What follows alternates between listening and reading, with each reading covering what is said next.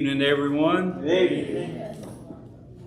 It's good to be back in the house of the Lord.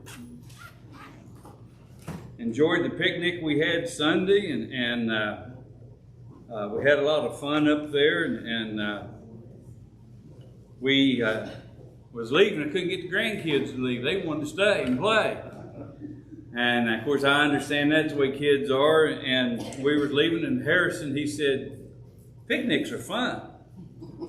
So I think he got a vote if we need to do more of them. So, but we had fun and enjoyed the day. But we're still in the book of James tonight, chapter 2, James chapter 2. If you have your Bibles with you, we talked a little bit about last week how James is one of the first books that was written in the New Testament. We started off by saying that in James chapter 1, because he starts off and says, he writes into the 12 tribes of Israel, because the church hadn't been established yet. So that's the reason why they date it as one of the earlier books that was written in the New Testament. So he didn't write it to a church, or he didn't write it to a lot of the letters that was written in the Bible was written to answer questions. Paul especially wrote a lot answering questions from other churches, and so James, of course, is the half brother of Jesus, and he's writing this. James is one of I really like the book of James. It's one of my favorite. That and Ephesians, I think, are probably the two that I like the most. And of course, there's some others. Timothy, because Paul was writing to Timothy to help him in his early ministry, But James is one of my favorite ones also, and we studied last week about being hearers and doers of the Word, and he continues that a little bit here in chapter 2 when he starts off. He says, "My brethren, have not the faith of our Lord Jesus Christ, the Lord of glory, with respect of persons." And he's going to give a little talk here about being a respected person. Now, a respected person means, of course, partial to someone over others. And we see that a lot of times in our own life. If we really pay attention, there are some people that we would rather hang around than there is others. I think everybody does that. There are some people probably in your community that you would rather spend time with than others. We know sometimes we call it the bad section, or the bad people. We knew where they're at, and you really just. But he's talking about here really about Christians themselves, and he goes on and says, "For if there come unto you a man with gold rings and goodly apparel, and were come in also a poor man in vile raiment, and ye have respect to that worthy of the gate wearing of the gay clothing, and say unto him, Sit thou here in the good seat, and say to the poor, stand thou there, or sit here under my footstool." So he's given a little demonstration of people that may come to a party of this time, or into your household to a symbol of something that you may have invited people for. And at that time, it was customary for those that was hosting the party would sit at the head of the table, or they most of the time was in rooms, and they sat. They didn't sit around the table as we sat. A lot of times they would sit on the floor, or they would lay on the floor. And a lot of times on one side, prop themselves up with an arm and an elbow, but that's how they did it. And when meals were served, they didn't use forks and spoons and things that we do. They'd usually take bread, and they'd tear the bread, and they would dip it in whatever food. If you see a lot of things of them still doing that style yet today. So those that was the head of it would be at the center, the ones that did inviting, and those that was more important, those that was more extinguished, would sit the closest to the host. So he's saying here that if one of these parties you was having, and somebody come in dressed in their nicest clothes and had nice rings and looked really good and looked important, that you would have them to come and sit with you. And maybe somebody come in that maybe come right out of the work field, or they didn't have very nice stuff, and they come in, and you'd have them to go stand over there in the corner. Or sit under your feet, or the ones right down in front of you, and they're not very important. So he's given this little demonstrations to those people that's around him because it's something they understand. If we would do the same thing, we would probably say that we'd have something here, an event at the church, and you would invite people to come, and those that you thought that you'd be honoring or would be the most worthy, you'd have them set up front, and the rest of y'all just sit in the back somewhere. Well, seems like man has a tendency to look at the outward man. God looks at them. Absolutely. That's a very good point. Sometimes I think we do have a tendency to look down on people that maybe don't dress real good, might be a little bit dirty or something, And it's not right. I know human beings make mistakes. Yeah. A lot of times I think we do, Barry. Instead of, like I said, God looks at the inward man. Sometimes we have a tendency to judge people by their outward appearance. Absolutely. That's a very good point. He's so right. And I'm probably as guilty of that as anybody in here. I sometimes, when you see people coming into work, or somebody that's in the store, and somebody hollers at you if they're dressed nice or something, you usually go over, shake their hands, and pat them on the back. But those that may not be dressed the best, you might wave at them and say hi and just go on. We do that. We judge people by their appearance. Looking at it on the spiritual side, that dress good might be as dirty as filth Absolutely. on the inside. Absolutely. We may get into that here in just a little bit. He says in verse 4, "Are ye not then partial in yourselves, and are become judges of evil thoughts?" As JB just said, we don't know what they're like on the inside. We don't know what their heart is like. Some of the people that may dress the worst, or may be the ones that we think that don't have much, may be the richest in the spirit in the church. I worked for a man. He come in, we had a party very often. Everybody worked for him. Then what, he's a little short guy. He come in there in boots. He looked like Elmer Fudge. You'd have thought the man didn't have a dime. But he had the cash. Yeah. Yeah, I know. There's been people that have done that. I remember a story they were telling of my grandma Blanche that went down one time when Pete and Chevrolet was in Clendenin. And she went down. Of course, my brother Derek worked down there at the time, and he was telling her about the cars they had. She was looking for her little car, and she was going to pay cash for it. She'd saved up her money, and when she knew she needed a car, she saved up the money to go buy one, knew what she wanted. And she went down, and now Grandma Blanche didn't have a whole lot, and she didn't dress the very best. And when they went down there to buy the car, the salesmen are all trying to elbow you and see which one had to go out and see them. They about to draw a straw because nobody wanted to go out and talk to her. She ain't gonna buy much. And when they went out there, and she said, "That's the car I want." And he said, "Okay." And he said, "How you gonna?" And she whipped out the cash. Well, you can't judge a person by how they look. You never know. No, he doesn't. He doesn't judge that way, does he? It don't matter if you're dressed good or you're dressed bad. You're the same, and he just looks on. Probably the wealthiest man that I ever saw, and I didn't get to speak to him, but I did see him. One of the things that happened in Louisiana when I was living down, I can't remember if I was living down there, if I was just down there for the summer, but they was having an event up at Walmart, and Sam Walton was going to be there. Now, Sam Walton is the man that started the Walmart stores. And he was there with his family, and when he got up on stage, he didn't speak or anything, but they come up and introduced him. I think the mayor gave him some kind of reward or something. And he was dressed in, and like you said, he had a pair of bibbed overalls on, and an old shirt, and some pants, or his old shoes, and you wouldn't have thought he had two dimes to rub together. And that made an impression on me. It really did.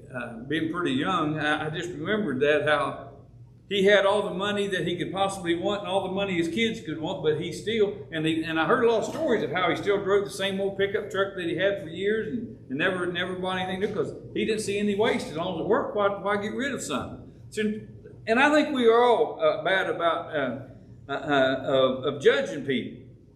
And he goes on and says, "Hearken, my beloved brethren, have not God chosen the poor of this world, rich in faith, and heirs of the kingdom, which he hath promised to them that love him?" Question mark. He's asking a question there. Who did God come to save? Didn't he tell the physician that a physician doesn't need healing? He come for the sick. The well doesn't need the doctor. It's those that are sick needs the How many doctor. of them was well? Yeah. How many well people were there? I don't know. He said all the sin comes short of the glory of God. He comes for sin sake. Yes. Save that which is lost. Yes.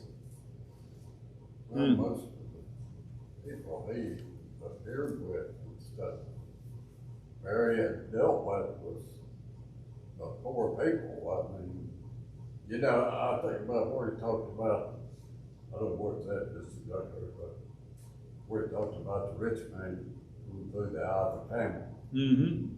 Well, those kind of people, he didn't deal a whole lot with, but it was the poor people. Yeah, because that's what his disciples asked. Because he told him that the rich could barely get into heaven, and then he went on to state that it was easier for a camel to go through the eye of a needle than a rich man to make it into heaven. Yeah. You see, their belief was at that time when you was prospering and you was doing good, well then you found favor in God. And it's when you were suffering and things bad happened. Look at Job. When something bad happened, surely Job, you've done something.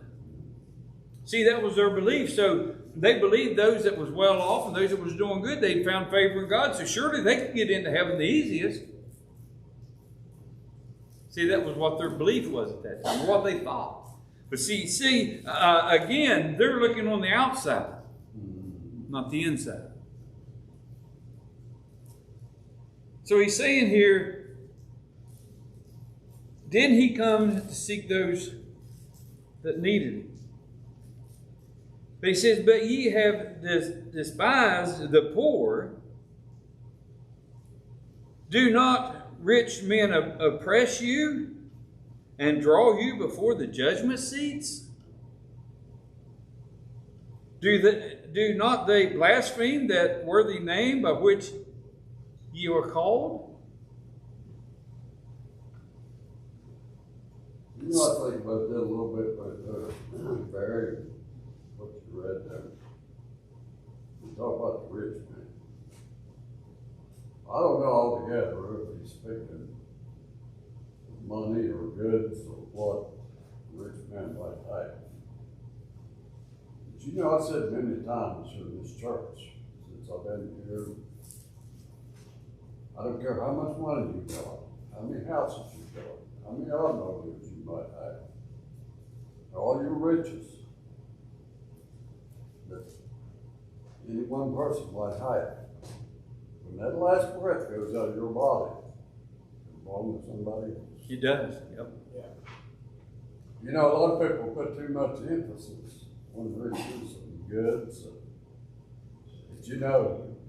Lord Jesus Christ ought to be our main priority in our life. And all the rest will fall in order. Yeah. If you put it first, I think everything else will work out all right. He said, seek you first, didn't he? Yeah. Seek you first the kingdom. Seek you first. Like I said, and this day and time, it upsets me terribly because seemingly no more people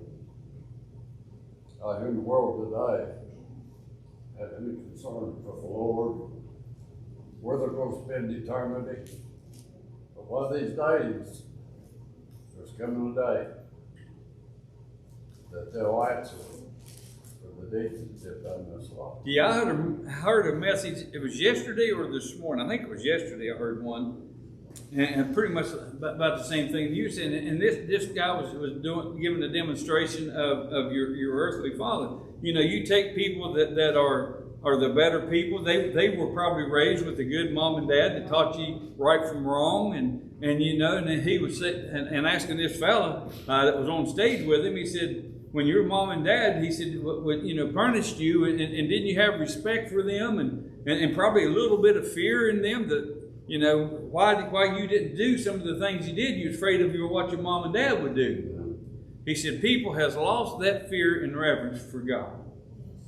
Used to be they was afraid to do things because they was afraid of what God would do. Yeah. They, like you said, people lost fear. People have no fear of this day and time.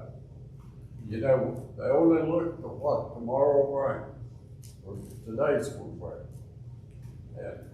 And you know, going back to the riches issue or the rich man, you know, I don't think there's anything wrong with having something if you use it right. Yeah, I think that what Jesus was trying to teach his disciples there was a lot of the riches of this world, of people that have money, depend upon that instead of God. Yeah. Their riches is that. They're not worried about tomorrow because they're depending upon it. Where the poor of this world who has needs and suffering, and I think we all know that we've all suffered and had need at some point in our life, and it's those that need the God the most. But those that have money, they tend to lean upon it instead of trusting in God. And I think that's what he was trying to teach his disciples with that lesson. But he's talking about here the rich, you know, also at this time, you know, and it was spelled out that you're supposed to take care of your mother and your father. That was part of the commandments, but they had changed the law. Those that was in said that, well, you didn't have to do that anymore. You didn't have to take care of them in your old age. If you say that it was a gift to the church, you know, and they were doing it so that they could take money. You know, the church was, those religious leaders at that time in the Old Testament, they were trying to line their own pockets. They had turned what was good God created into something evil. Yeah. So he was telling them here, doesn't these rich people, isn't it the ones that take you before the judgment seat or the gates? That's where the elders would meet, and you would have to go before them in a legal matter. You know, you're honoring these same rich people and inviting them into your homes, and you're trying to be nice to them, and they're the same ones that would take everything you got and give them the chance.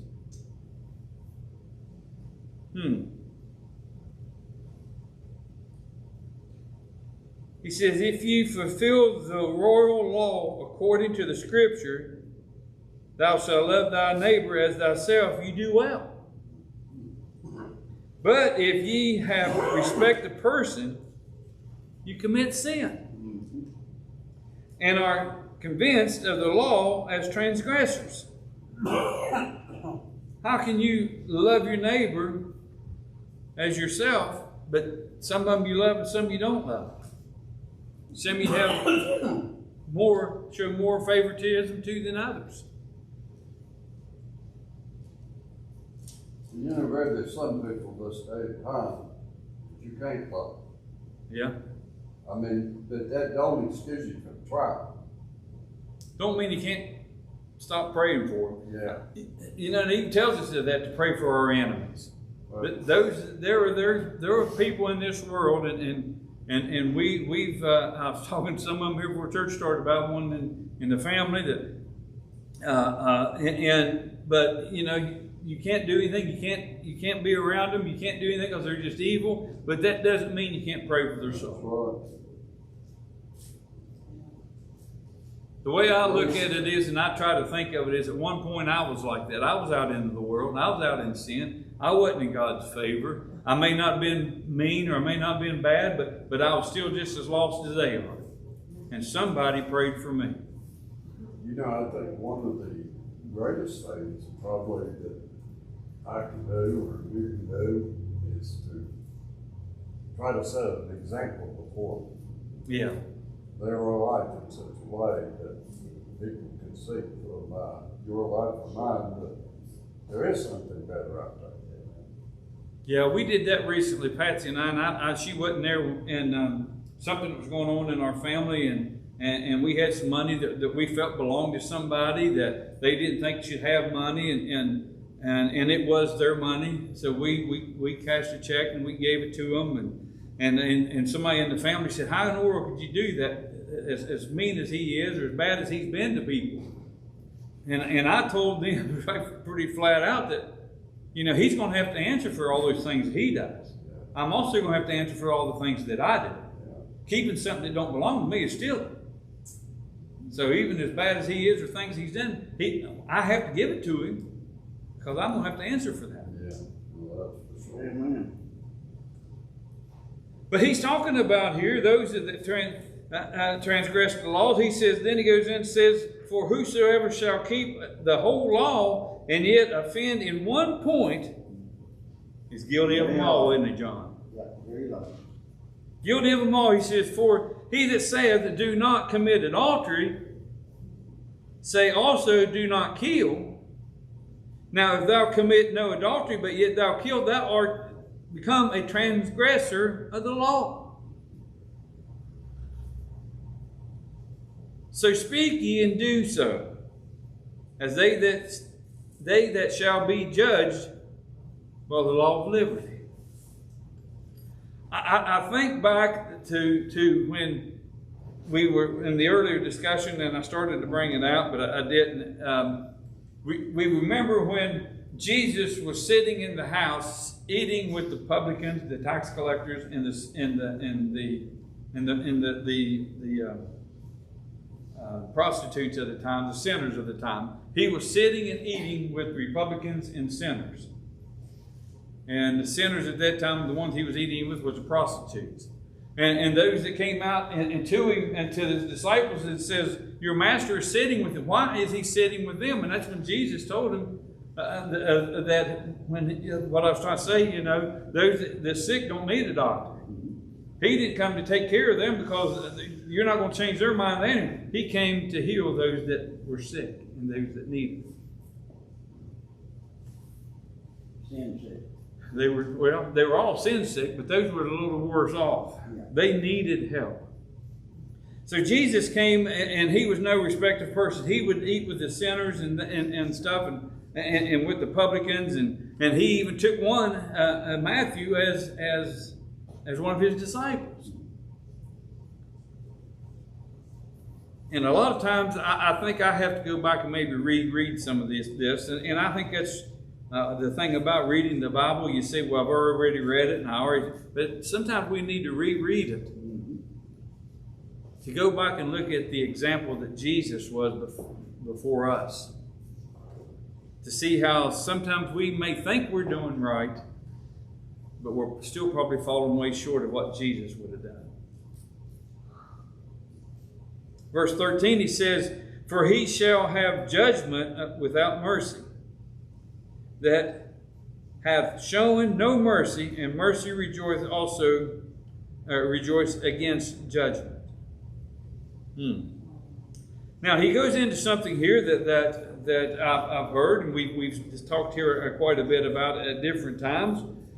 He changes it a little bit. He says, kind of going back to maybe chapter 1 a little bit, about being not just hearers of the word, but doers of the word. He says that what does it profit, my brethren, though a man say he hath faith and have not works, can faith save you? We spent so much time, on John's Sunday school lessons here, what was it, a whole quarter or 6 months, Yeah, 6 quarters.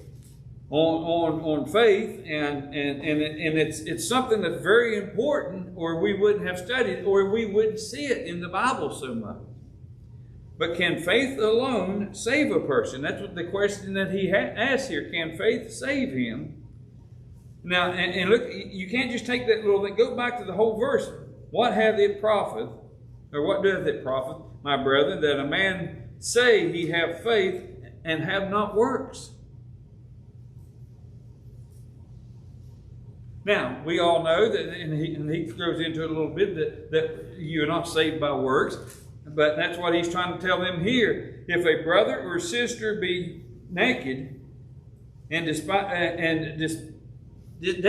of I'm going to get that word here, and destitute of daily food, and one of you say unto them, depart in peace, be ye warmed and filled, notwithstanding, ye give him not those things which are needed to the body, what have it profit? So he's using an example here of something they may understand to talk about faith. Or if somebody comes around and tells you that they're hungry and they need clothes and you don't help them, you said, "I'll go on. You just the Lord take care of you and go on." Have you done what the Lord would have you to do? He's using this example to talk about somebody's faith without putting legs on that faith. Putting hands and feet on that faith you have. Or you can have all the faith in the world. It says, him that knoweth to do good doeth it not. It's a sin. You know, we know to help somebody. Just don't know it. I mean, then I think, sometimes probably become sin. I mean, if you had the means to help someone, and just flat out ignore it and don't know nothing about it, just turn your back for it and go on about your business. But that's not the way that we're supposed to do. Yeah, because he also in there talks about shedding up your bowels of compassion. If you know a brother or sister is in need and you don't provide it, and you have the means to provide it. Now, it's the different things if you know somebody has a need of something and you don't have to give yourself. I understand, but if you have the means to help and you don't help, what does that say about us? So, What the prophet Nathan said, okay, that it was you, so took the poor man. took the lamb, took the one lamb, yeah. You're the man. He's a man. You're the man.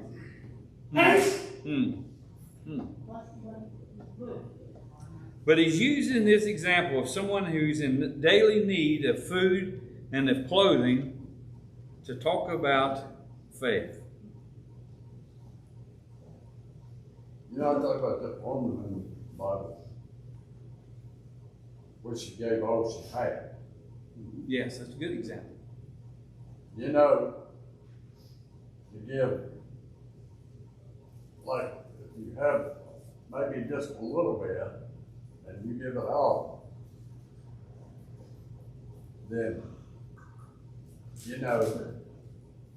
that's putting the Lord first in your life. Absolutely.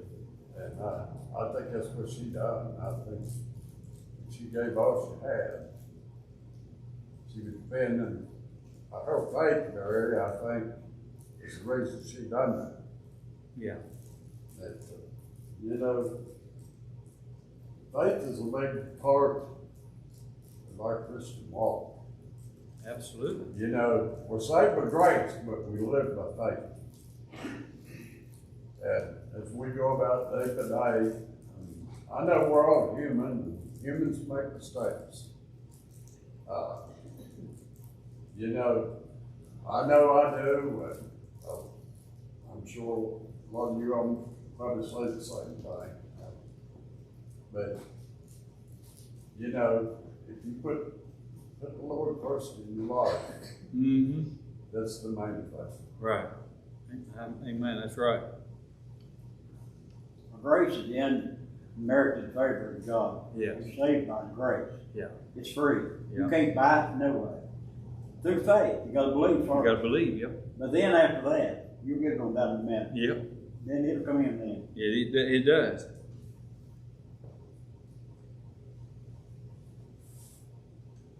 It says, even so faith, if it hath not works, it's dead, being alone. It says, yea, if a man may say, thou hast faith, and I have works. Show me thy faith without works, and I will show you. I will show thine my faith by my works. You know, we were given a great commandment when Jesus ascended up into heaven, and he says to go and make disciples, teaching everyone, and that's what we're to do. We are to go, and he told them to start at home first, and which was Jerusalem. He told them, you know, start at home, and then to your neighbors, and then out to the rest of the world, and that's what we're to do. We're to tell people the good news of Jesus Christ. And that's work. That's work to do. And some of them may think it's not much. And I've, you know, we've gotten a discussion here before. So, you know, I think we're I was talking to a man the other day, and he says everywhere. Where's Darius? I was talking to Darius. He said everywhere he goes, he has a hat, and every one of his hats has got something on there about the cross or about Jesus or about something. He said because you don't know how many times people struck up a conversation with him because of the hat he wears. And that gives him an opportunity to talk to people. He said he's talked to people that used to be in church that are no longer in church, and they may have something happen to them that took them out of a church, and that gives him an opportunity to talk to. You know, and that's a good thing. You know, Angie, we see her a lot out. She's got something on a T-shirt, and that's a good way to be able to start a conversation. That's work that's to be done.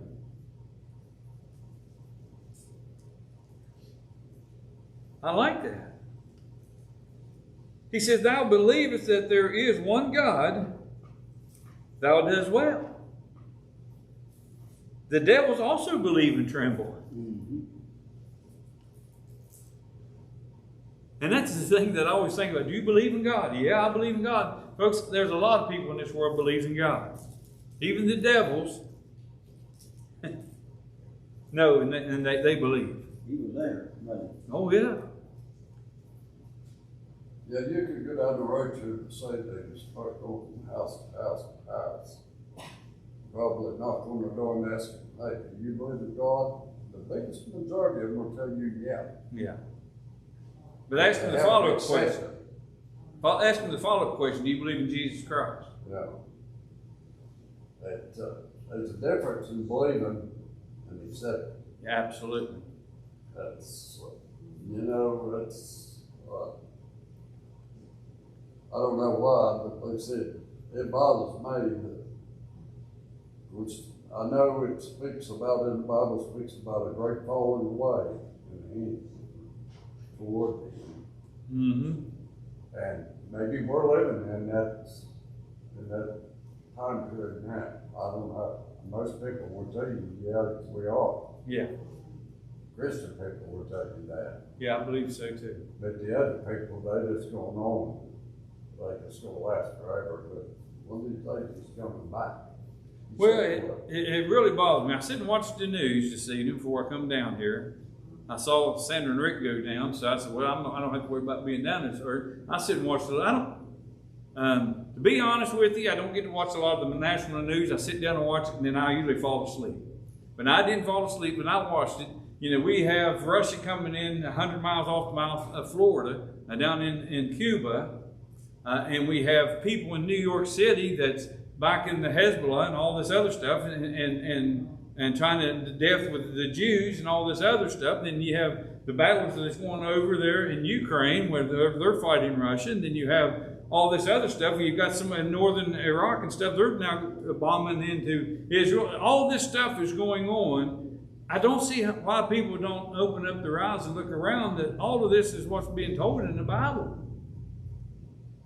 Why don't people get serious about what the things that's going on around us? Look how many storms we're having down south, earthquakes. Oh, we had them here. Yeah.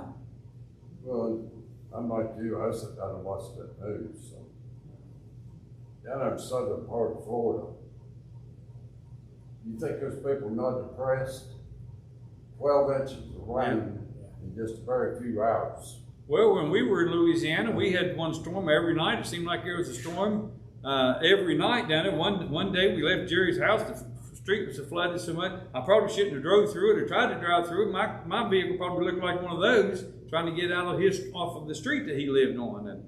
And that's unusual for them. They don't usually get that much this time of year. Usually it's in the mid-90s or mid and upper 90s, and that's what they said. The day we got down there, it was 95, 96 degrees, and that was the only 90-degree day they've had so far. That's unusual for them. He said, like the budding of the trees, you know, the summer's night. Yeah. You see these things happening right at the door. Absolutely. Folks, I think that this is a time that we need to be praying even more for those around us that are lost, praying for our country even more. For sweeping revival. He said, but wilt thou know, O vain man, that faith without works is dead? Why not Abraham, our father, was not our father Abraham justified by works when he had offered up Isaac, his son, into the altar? You know, it's counted into Abraham as righteousness when he said that he left his family and went to where the land that God showed him, not knowing where he was going, but God showed him the way. And now it says, his faith, was it not justified by his works? You know, just believing that God would, when God said, go sacrifice Isaac at the altar, and he said, well, I believe it'll be all right. You know, there's some work involved in anything that we do. I think all the blessings that comes from God, there is a part something on our part that we have to do first. And I think a lot of times we miss out on the blessings that God has for us because we're too lazy to go do something, or we don't think it's important to do the things that God has us to do. I believe we miss a lot of blessings. I've heard them often preach, we live below what we could be living. Seeing thou have faith wrought this with his works, and by works have faith made him perfect. Because he trusted in God and he did what God had him to do. It's by offering up his son, and God knew, and we saw that back in Hebrews, how Abraham even believed that if he had offered him up, that God would raise him up from the dead. He believed it because he promised him that through Isaac is where his seed would go up and be more than the stars in the skies and more than the sands on the sea. So he had faith that God would do that. So he said, but it made him a perfect faith by willing to do what God had him to do. How many of us that God has maybe spoke to us about doing something, and I'll raise my hand, I'm probably a guilty one in here. God has told us we need to go do something we haven't done. We think, well, somebody else will do that. Surely, Lord, that's not what you want me to do. That's not that important. You don't know how important something is. If he didn't ask you to do it, it wouldn't be important. Something's going to come out of it if you do, and the Lord do what the Lord tells you to do. And he said, the scriptures was fulfilled with, saith Abraham believed God, and it was imputed unto him for righteousness. And he was called the father, or the friend of God. Isn't that something? I'd like to be called the friend of God, wouldn't you? You better be that. Yeah. Better be. That's for sure. He says, ye see then how that by works a man is justified, and not by faith only. I'll always say that there is feet and hands to be put to your faith. Well, if nobody done anything, didn't nobody do anything, what would happen? What would it be like just come here and everybody said? Yeah. Nobody sang, nobody led service, nobody preached, and then we sit here for 45 minutes and go home. Yep, one by one. Wouldn't get much good out of it, would we? Oh, man. Likewise, also, was not Rahab the harlot justified by works when she had received the messengers and had sent them out another way. We know the story of Rahab when in Jericho, when they sent the spies in and they was talking about it, and she told them to lower them down. They were trying to get them, and she hid them and lowered them down the wall through a basket.